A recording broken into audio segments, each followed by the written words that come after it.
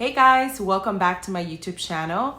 In today's video, I'm going to be sharing with you guys a cool feature from Erank that allows you to see your competitors' top listing.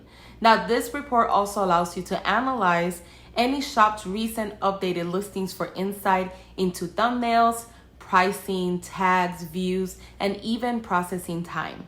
I personally like to use it to spy on other shops' top listings that get tons of views, and I use that information when working on my own products for my shop. I'm not necessarily copying them, but seeing what my competitors are doing successfully on that listing that I could learn from.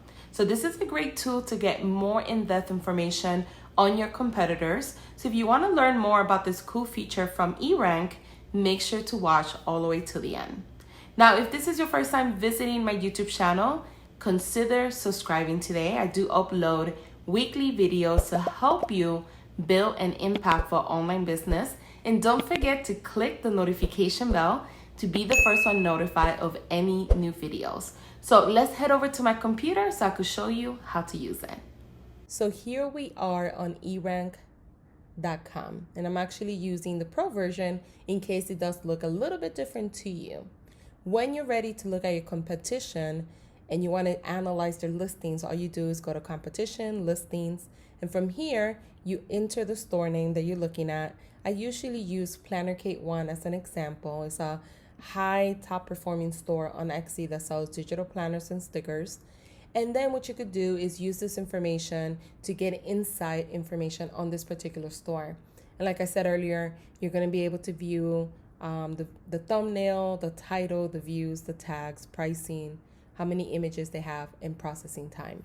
So as you can see, her number one product that gets most view is this one here. It has 47,000 views. Now, this tells you, okay, what can I do with this information? Well, you could do some market research and see what exactly they're doing that maybe you could learn from and start applying at your very own store. So this listing gets the most views because this is the one that she offers a freebie. So I guess if people buy a certain amount of orders, they actually get a free sticker bag. This is a good strategy to increase your sales because now people have to buy 6 in order to get this for free. And a lot of people love stickers and they figure, well, why not? Let me just get 3 more so I could get the free one on top.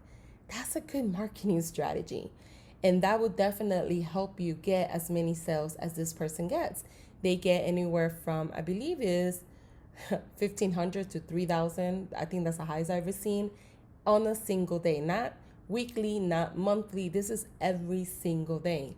So using that information, how many sales they get every day, and looking at this, it really tells you that this marketing strategy actually works. So how can you implement this in your store? I'm not saying to copy their design. I'm not saying to copy their keywords. I'm not saying to copy their title. I'm saying copy their strategy.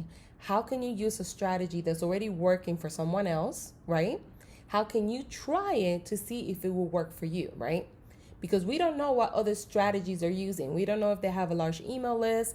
We don't know what else they're doing outside of Etsy. So all we have to do is analyze the data and try to come up with our own strategy, try it out, and see if it doesn't work. And if it does work, you keep doing it. If it doesn't work, you try something else.